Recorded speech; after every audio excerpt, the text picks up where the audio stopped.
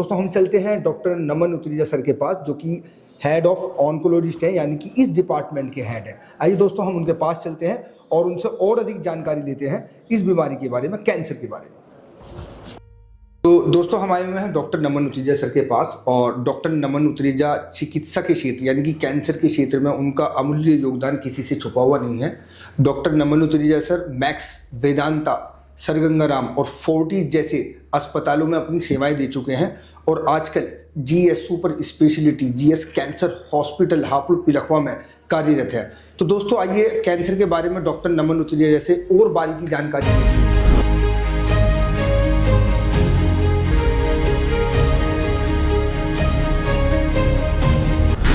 तो सर सबसे पहले तो हमारी व्यूअर्स यही जानना चाहेंगे कि कैंसर के इतने अधिक आंकड़े डे बाय डे क्यों बढ़ रहे हैं, आखिरकार कैंसर क्यों बढ़ता जा रहा है। नमस्कार, मैं डॉक्टर नमन उतरेजा।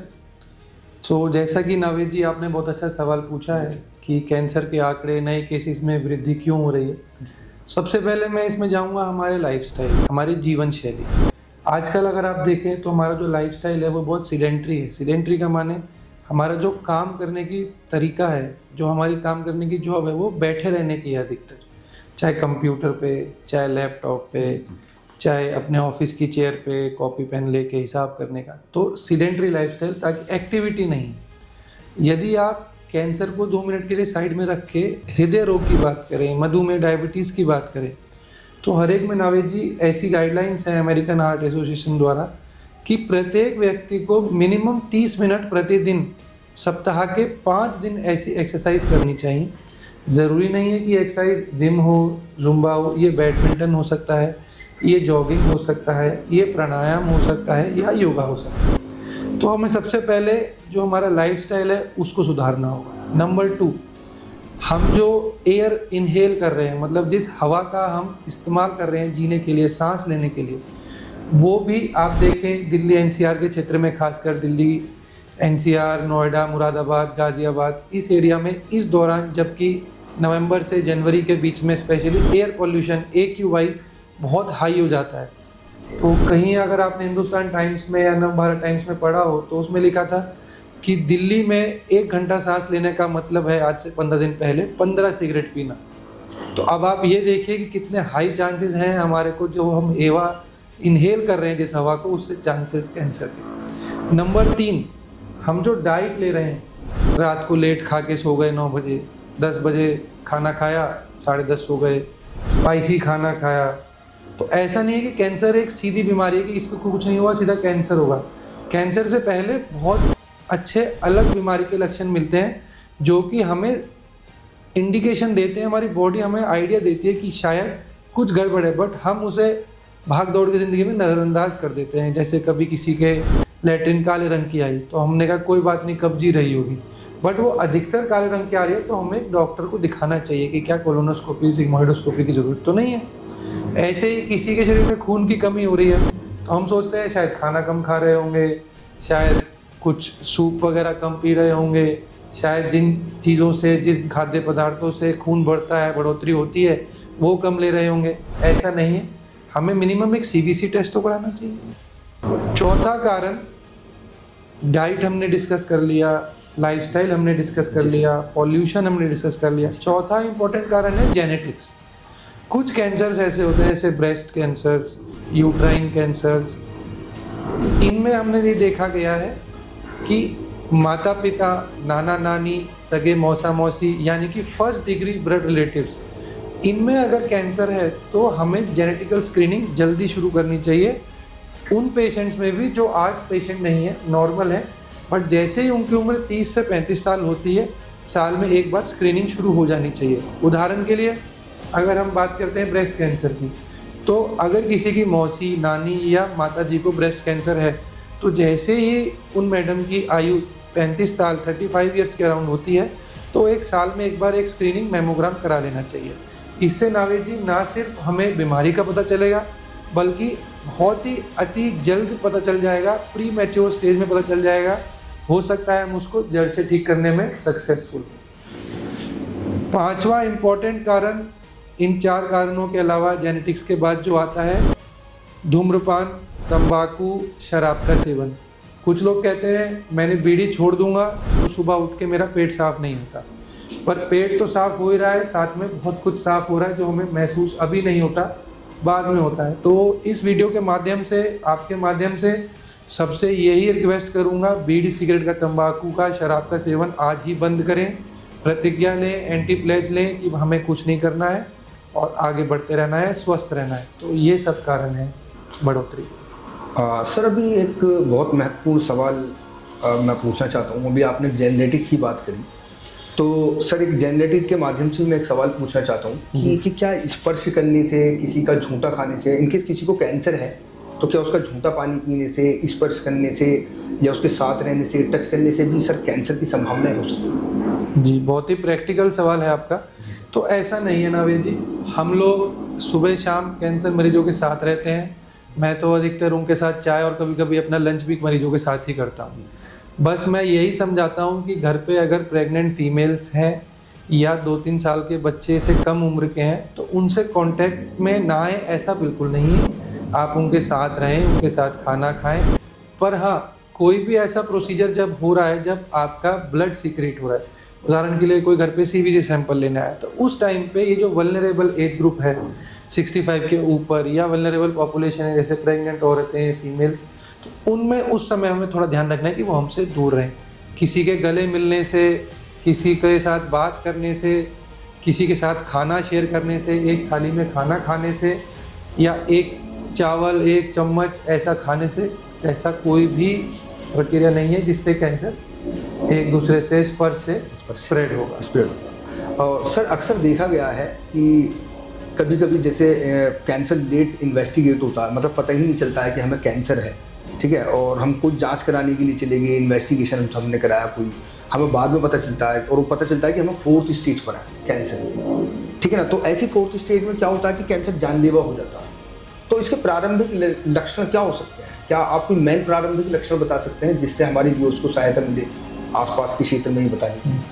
सो बेसिकली हमें किसी भी सिम्टम, लक्षण को इग्नोर नहीं करना है। जिस दिन हम ये प्रिंसिपल समझ लेंगे उस दिन हम कैंसर से बहुत जल्दी लड़के उभर के जीत जाएंगे। उदाहरण के लिए मुंह के किसी भी भाग में कोई छाला है जो 5 दिन, 10 दिन, 2 हफ्ते में नहीं भरता, आप एक कम से कम ENT के डॉक्टर को दिखाएं, उनसे दवाइयाँ लें।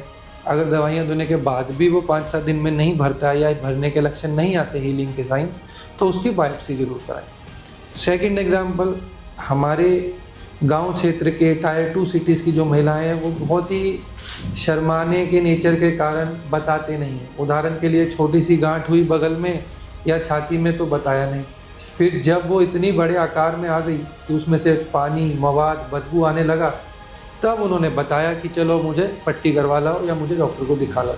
तो सभी बहनों और माताओं से मेरी गुजारिश है इस वीडियो के माध्यम से, किसी भी लक्षण से शर्माना नहीं है, घबराना नहीं है। ट्यूमर को, कैंसर को या गांठ को जितना जल्दी पकड़ेंगे ठीक होने की संभावना उतनी ज़्यादा है। ओके। और सर कैंसर के बहुत सारे ट्रीटमेंट आपने देखा होगा, क्योंकि आप कैंसर के क्षेत्र में एक महारत हासिल करी हुई, आपने बहुत सारे एडवांस ट्रीटमेंट दिए जा रहे हैं। तो सर आप क्या ट्रीटमेंट प्रोवाइड कर रहे हैं यहाँ पर, किस तरह के treatment? GS cancer research institute में पिलखवा हापुड़ में यहाँ एक ही छत के नीचे विभिन्न प्रकार के सारी स्पेशलिटीज़ अवेलेबल हैं। हमारे पास वेल डेवलप्ड, विकसित कैंसर सर्जरीज़ हैं, कैंसर सर्जन आते हैं हमारे यहाँ फुल टाइम, मॉड्यूलर OTs हैं, हमारे पास मेडिकल ऑन्कोलॉजी के डॉक्टर साहब हैं, 2 डॉक्टर्स हैं, और उनके लिए डेडिकेटेड डे केयर है पेशेंट्स के लिए। ऐसा नहीं कि आप आए तो आपको 3 दिन भर्ती रहना पड़ेगा। टारगेटेड थेरेपी हो गया, इम्यूनोथेरेपी हो गया। फिर हमारे पास पैटी स्कैन है जिससे पूरे शरीर की बीमारी के बारे में पता चलता है, ट्रीटमेंट के दौरान पता चलता है कि क्या स्टेज है, क्या प्रोग्नोसिस है, ट्रीटमेंट करने का लाभ क्या हो रहा है। और फिर हमारे पास आता है रेडियोथेरेपी। रेडियोथेरेपी में हमारे पास लीनियर एक्सेलरेटर, जो इस क्षेत्र का सबसे पहला हेल्सियन लगा है, बहुत ही डेडिकेटेड और वेल एडवांस मशीन है। 1 सेंटीमीटर से ऊपर लेके बड़े से बड़ा ट्यूमर को भी हम रेडिएशन से किल कर सकते हैं, सेल्स को श्रिंक कर सकते हैं, छोटा कर सकते हैं। इसमें हमारे पास जो लेटेस्ट टेक्निक हैं, जैसे आपने सुना होगा IMRT, image guided radiotherapy, IGRT, इसका भी एक लेटेस्ट वर्जन आ गया है जिसको हम रैपिड आर्क थेरेपी बोलते हैं। रैपिड आर्क थेरेपी ट्रीटमेंट में सिर्फ 3 मिनट लगते हैं, कभी कभी 4 लगते हैं, जो कि पहले 3D CRT जैसी क्रूड टेक्निक्स में लगभग 15 से 16 मिनट लगते थे। यह एक पेनलेस प्रोसीजर होता है रेडियोथेरेपी। ना किरणें आपको दिखाई देती हैं, ना इनकी खुशबू है, ना सुगंध है, ना बदबू है, ना ये आपको महसूस होंगी, ना गर्म लगेगा ना ठंडा लगेगा।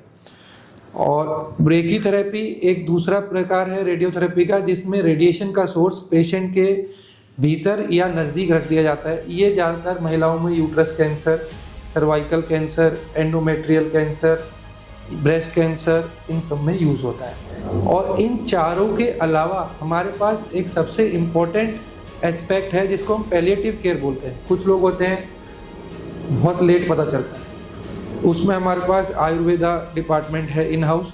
तो हमारे आयुर्वेदा के जो डॉक्टर मित्र हैं वो लोग आपके बालों के झड़ने के लिए, आपकी वॉमिटिंग के लिए, आपके नोज़िया के लिए, गैस के लिए, कमज़ोरी के लिए, खून की वृद्धि करने के लिए हमारे पास आयुर्वेदिक औषधियाँ भी हैं। अब ज़रूरी नहीं कि आपको गैस हुई आपने पेंटोसिड खाई आप ठीक हो जाए, या मुझे गैस हो तो मैं पेंटोसिड खा के ठीक हो जाऊँ। कभी कभी हमें त्रिफला, चूरन ऐसी चीज़ें भी लेनी पड़ती हैं। तो यहाँ पे जो कंबाइंड अप्रोच है एलोपैथी और आयुर्वेदा, ऐसा मुझे नहीं लगता दूर दूर तक किसी क्षेत्र में है। और हमें as a doctor, as a physician, as an oncologist बिल्कुल भी ईगो नहीं रखना चाहिए कि मैं एलोपैथी का हूँ तो मैं आयुर्वेदा के साथ कोलैबोरेट नहीं करूँगा। हमें बिल्कुल भी नहीं ऐसा करना चाहिए। माननीय प्रधानमंत्री नरेंद्र मोदी जी भी पिछले दिनों में all India institute of Ayurveda आए, उन्होंने भी कंबाइंड अप्रोच के बारे में बताया, होलिस्टिक अप्रोच के लिए, कैंसर के लिए बताया। तो हमें एकजुट होकर इस कैंसर से लड़ना है और इस हर संभव प्रयास करना है। अच्छा सर, एक महत्वपूर्ण सवाल और आ जाता है, अभी अपना पेट सीटी स्कैन के बारे में बताया, तो क्या पेट सीटी स्कैन के सर कुछ साइड इफेक्ट भी होते हैं? अक्सर नावेद जी ऐसा सुनने को मिलता है कि पेट स्कैन कराओगे तो रेडिएशन एक्सपोजर होगा और उस रेडिएशन से कैंसर हो जाएगा। ऐसा नहीं है। मिनिमम 2 से 3 महीने में हम कैंसर के लिए जो इलाज होता है उसके बाद पेट स्कैन कराते हैं। इसमें बेसिकली पेट स्कैन में एक डाई दी जाती है जो कि रेडियो एक्टिव होती है, उसकी लाइफ मात्र 4 घंटे की होती है। तो ऐसा नहीं है कि हमने आज किसी को पेट स्कैन की डाई दी तो अगले 40 दिन तक सबको रेस फैला रहा है और उन रेस से कैंसर बन रहा है। ऐसा नहीं है, ये एक मिथ्या है, बिल्कुल भी ऐसा। ओके सर, आजकल आप GS super speciality hospital Hapur में प्लेटफॉर्म में कार्यरत हैं, तो हमारे व्यूअर्स जानना चाहेंगे कि क्या आप लोग यहाँ पर निःशुल्क चिकित्सा भी दे रहे हैं, या यहाँ पर कौन कौन से पैनल से इलाज आप लोग दे रहे हैं? जी, तो हमारे पास प्रधानमंत्री जन योजना जो कि आयुष्मान योजना के नाम से बहुत ज़्यादा फेमस हो गया है, तो मैं समझता हूँ नावेद भाई, अगले 50 किलोमीटर अगर मैं दिल्ली की तरफ चला जाऊँ और इधर 50 किलोमीटर मुरादाबाद की तरफ चला जाऊँ, तो 100-150 किलोमीटर के रेडियस वाले क्षेत्र में कोई भी आयुष्मान भारत योजना से रेडियोथेरेपी, पेट स्कैन, सर्जरी, सारी एक चीज़ें एक साथ नहीं कर रहा। अक्सर पेशेंट को परेशान होकर कि सर्जरी यहाँ आयुष्मान में करा ली मेरठ में और रेडियोथेरेपी कराने GS आ गए, या रेडियोथेरेपी कराने गवर्नमेंट में चले गए। तो मैं अपने सभी व्यूअर्स को बोलूँगा, यहाँ पे सभी स्पेशलिटी के अच्छे डॉक्टर, एक्सपीरियंस डॉक्टर्स हैं। और दिल्ली जैसे बड़े शहरों में जो बड़े अस्पताल हैं उन जितना हम बिल्कुल भी महंगे अस्पतालों में से नहीं हैं। ट्रीटमेंट कॉस्ट ऑलमोस्ट 50% से कम है। यदि आपके पास पैनल नहीं है तो 5 लाख तक ट्रीटमेंट फ्री है, यदि आपके पास आयुष्मान कार्ड धारक हैं आप तो। इसके अलावा नावेद जी हमारे पास ESI, ECHS, रेलवेज और लगभग 8 से 10 TPA पैनल्स जिसमें कैशलेस ट्रीटमेंट की सुविधा उपलब्ध है, वो भी हमारे यहाँ उपलब्ध है। अच्छा सर, एक आखिरी सवाल और पूछना चाहूँगा, कैश में इन केस अगर जो आपके पास कोई पेशेंट आता है तो सर क्या फाइनली क्या खर्चा आ जाता है इसमें, क्या? तो नावेद जी बेसिकली इस पे डिपेंड करेगा कि उसका कौन सी बॉडी में किस एरिया का ट्यूमर है, उसकी स्टेज क्या है और क्या प्रोबेबिलिटी है उसके ट्रीटमेंट करने के, ठीक करने की। यह सब एक माध्यम जिसका नाम ट्यूमर बोर्ड होता है, उसमें हम चारों डॉक्टर एक साथ बैठते हैं, न्यूक्लियर मेडिसिन के, सर्जरी के, रेडिएशन के, कीमो के। फिर हम एक निष्कर्ष पे पहुंचते हैं कि हमारे एक्सपीरियंस के अनुसार और आज का अवेलेबल लिटरेचर, पुस्तकों, जर्नल्स में जो लिखा है उसके अनुसार इस पेशेंट के लिए ये पद्धति ठीक रहेगी।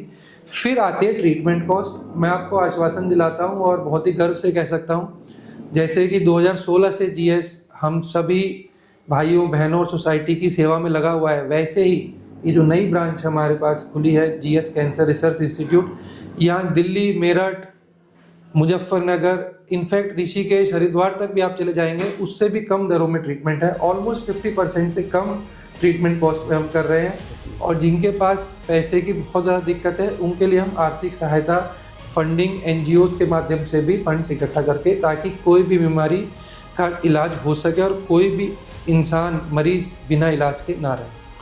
बहुत अच्छी बात कही डॉक्टर नमन नुतरेजा सर ने। और आपने देखा कि वो बता रहे थे कि आर्थिक सहायता भी प्रदान की जा रही है उन मरीजों के लिए जिनको थोड़ी सी फाइनेंशियल प्रॉब्लम। तो दोस्तों हमारे साथ में थे अभी डॉक्टर नमन नुतरेजा सर। तो अभी हम नेक्स्ट वीडियो में उनसे जानेंगे रेडिएशन तकनीक के बारे में, रेडिएशन के बारे में बारीकी से बात करेंगे। अभी फिलहाल के लिए इतनी। और अगर जो आप डॉक्टर नमन नुतरेजा सर से मिलना चाहते हैं तो आप इस दिए गए हुए नीचे नंबर पर संपर्क कर सकते हैं। जब तक के लिए धन्यवाद। Thank you.